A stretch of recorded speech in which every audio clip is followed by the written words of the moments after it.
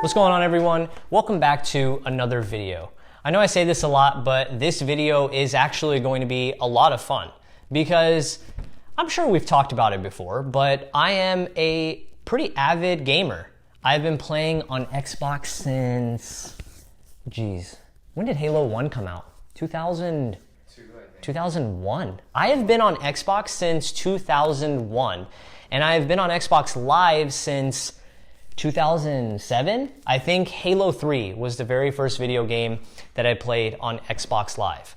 So needless to say, I think it's fair to say that I'm an avid console gamer. Now, one thing that has been rising in popularity over the last, let's say, couple of years is the ability to stream video games. We saw Google launch it with Stadia, I think like a year or a year and a half ago.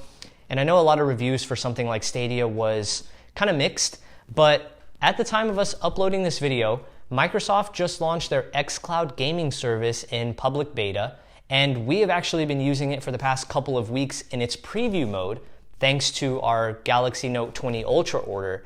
And it's really interesting. I actually have some thoughts that I want to share with you guys, and I want to share some footage as well. Now, before I get too far ahead of myself, let's talk about what you will need before we actually play some video games. So, if you want to take advantage of Microsoft's xCloud gaming service, obviously you will need an Xbox Live membership at the very least.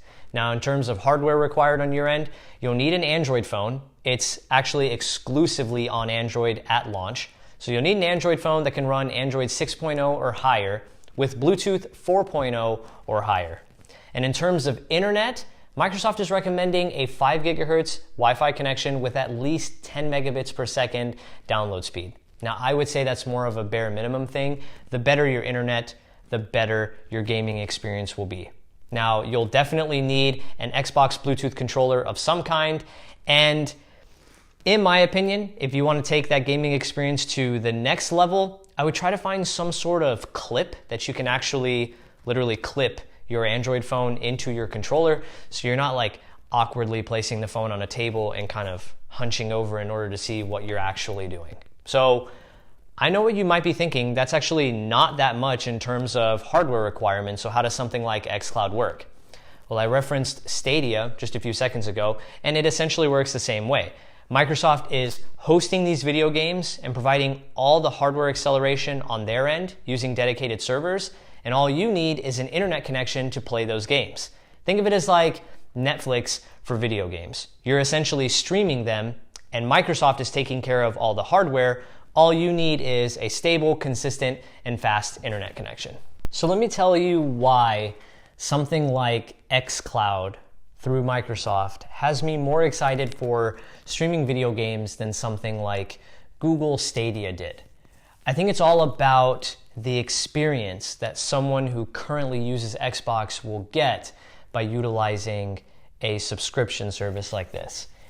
xCloud gaming is more so an addition to Microsoft's Xbox Live than it would be an entire console replacement attempt or even a computer gaming replacement attempt. So it's not just about playing video games. I feel like Google Stadia's approach was a little incorrect, in my opinion, whenever it comes to how they approach streaming video games. They took it directly from the perspective of you can switch over and any device that has Google Chrome will be able to run the video games that you want. But what they didn't focus on was new players switching over, how they would adapt to losing all their friends on their previous platform, how they would adapt to getting used to a whole new controller, how they would adapt to getting used to a very, very limited library of video games at launch, or how they would get used to a brand new service like Google Stadia.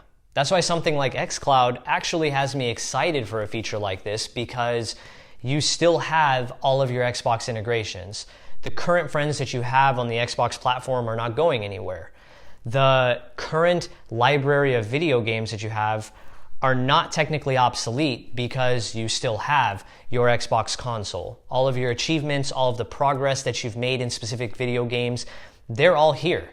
This service just allows you to access certain video games wherever you are in your house. So if you don't necessarily want to go to your room to play a specific video game, maybe you just want to chill on the couch and watch some TV, you can game on your phone. It's actually really, really cool once you get used to how everything works. And if you have, let's say, optimal hardware that'll lead to a better mobile streaming experience.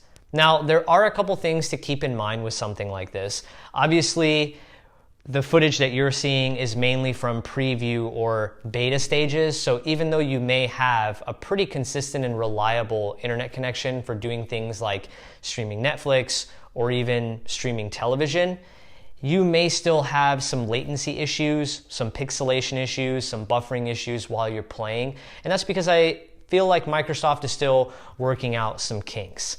So while the experience is still pretty cool, it's definitely not without its faults. Now also keep in mind that the entire library of video games that you own is not necessarily going to be available to play. Microsoft is touting launching like 100 or 150 games available at launch, but that doesn't necessarily mean that every video game you own is going to be available to stream directly to your phone. But that just about does it. I really hope you enjoyed our brief introduction to Microsoft's Project xCloud. Honestly, someone like myself who's been on Xbox for 10 plus years now, I'm really excited to see what the future has in store for this particular project. I feel like it's going to appeal to a lot of folks who rely on Xbox for online gaming, especially if Microsoft can work out that buffering or latency issue, especially for gamers that have really fast, consistent, and reliable internet connections. So hopefully as this project continues to evolve and grow, Microsoft works out some of those kinks, and I feel like this is going to be an excellent addition to what's already a really big and really popular online gaming experience like Xbox Live. Now, like I said earlier, Project xCloud, or the Xbox game streaming service, is currently only available on Android devices.